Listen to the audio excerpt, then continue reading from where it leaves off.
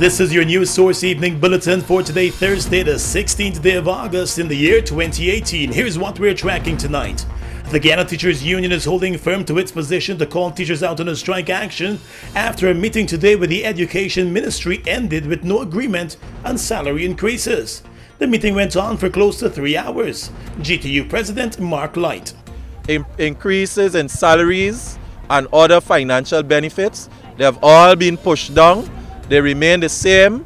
The union's position is that our position will have to remain the same, disagreeing with them and so on. So, teachers, that's the position. The GTU president said that while they could not reach an agreement on salaries, several other agreements were reached. The ministry would have agreed to paying of SCN teachers, improve salaries for those people, hiring of a specialist to help with schools that have dormitories to relieve the burdens from our head teachers where there are dorms. Hinterland teachers, previously they were not allowed to move from, they were not catered for in terms of if they live in the hinterland and they were not from the particular area they taught. They have agreed to address those in terms of ensuring that they are given a return fare to their homes once per term. The setting up of a revolving fund committee to deal with the Teachers' House Revolving Fund, and that committee will comprise of a representative from the Ministry of Communities, 2 from the Ministry of Education, and 2 from the Guyana Teachers Union. We also agreed that there's going to be an extra unit attached to schools where the president and the general secretary are going to be released on a full-time basis. Education Minister Nicolette Henry told reporters this afternoon that the meeting was fruitful because several agreements were reached. However, she noted that if the negotiations fall apart, then the process needs to move forward. We are at negotiation. So after negotiation, we go into conciliation. What conciliation means is that it is no longer under the authority of this ministry. So I have to refer it now to the appropriate subject minister who deals with that. So that came, I raised it this afternoon in concluding the meeting. If we genuinely believe that there are no other steps and we have exhausted all at the negotiation stage and you refrain from the ministry, can we, or should that be an action item coming out of me? And the union said to me, no, they will get back to me. With the opening of schools set for the 3rd of September, the Education Minister said the ministry will activate its standard operating procedures to deal with strike action if the strike goes ahead. More news in a moment. Summer is for selfies with lots of data from GTT. Activate a 3-day or more data plan to get up to 35% extra data and a chance to win big. LOL this summer with GTT, Guyana's #1 network. Summer is for friends, weekly prizes, and super summer getaways from Caribbean Airlines. So top up $1,000 or more and get 25% bonus credit plus a chance to win big. LOL this summer with GTT, Guyana's #1 network. Welcome back. A team of 8 U.S. congressmen and other U.S. government officials are set to visit Guyana in the coming weeks as part of a familiarization visit. The names of the congressmen or the states they represent have not been released as yet. But Guyana's Minister of State Joe Harmon confirmed that the U.S. government officials will be here and the government is preparing to welcome them.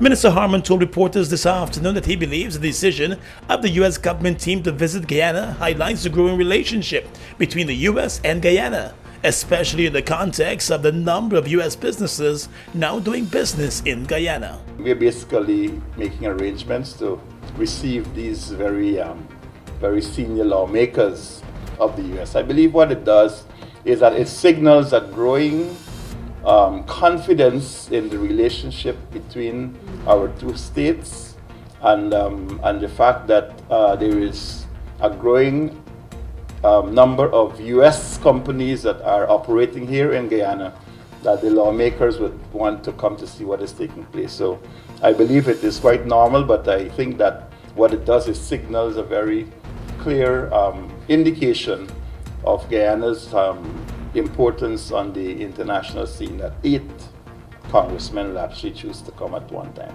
The Minister of State said more information on the visit will be made available soon.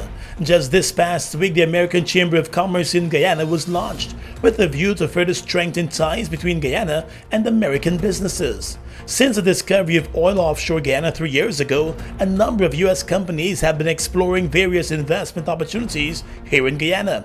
The U.S. ambassador to Guyana has repeatedly described Guyana's oil discovery by Exxon as a very big deal.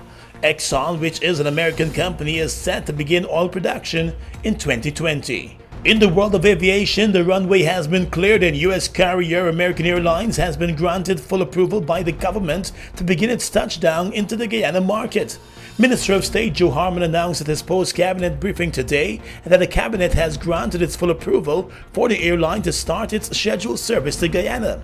He said that approval came after the Guyana Civil Aviation Authority found the airline's application to be satisfactory. American Airlines will begin its service in mid-November with 4 flights per week between Miami and Georgetown. Airline officials have already visited Guyana and have briefed the local authorities on their plans for the local market. Although American will be flying between Miami and Georgetown, it will offer connecting flights to all other destinations through Miami. An airline is also expected to look at other U.S. markets to begin direct service to Guyana in the future. American Airlines is one of the largest U.S.-based carriers. Turning our attention now to the police blotter, a street vendor in the Bourda market area was shot dead late last night when he attempted to fight off 3 bandits who were demanding his jewelry. The dead vendor has been identified as Troy Romano, who is believed to be in his mid-40s. According to reports, it was just after 11 o'clock on Wednesday night while Romano was plying his trade of selling cheese that he was approached by the 3 men, who demanded that he handed over his jewelry. The vendor reportedly refused and put up a fight in an attempt to stop the men from taking his jewelry. He was shot to the chest. The 3 men ran from the scene while a passerby rushed the vendor to the hospital. He was pronounced dead on arrival. Romano, who was also known as Rasta, was well known in the Bourda market area, where he had been plying his small business trade for several years. And finally tonight, police investigators are probing the death of a 32-year-old Vietnamese national who was found dead in the compound of the Durban Backlands construction site where a hotel and shopping mall complex is being built. The man has been identified as Nguyen Ngok. Investigators said he was found in the compound last evening with a laceration to the back of the head. They believe he may have been murdered. The construction site is located just next door to the Chinese embassy, and it is believed that a Chinese businessman is behind the project. 2 persons have since been taken into custody and are assisting investigators with their probe of the death. And that's your News Source Evening Bulletin for tonight. Gordon Mosley reporting.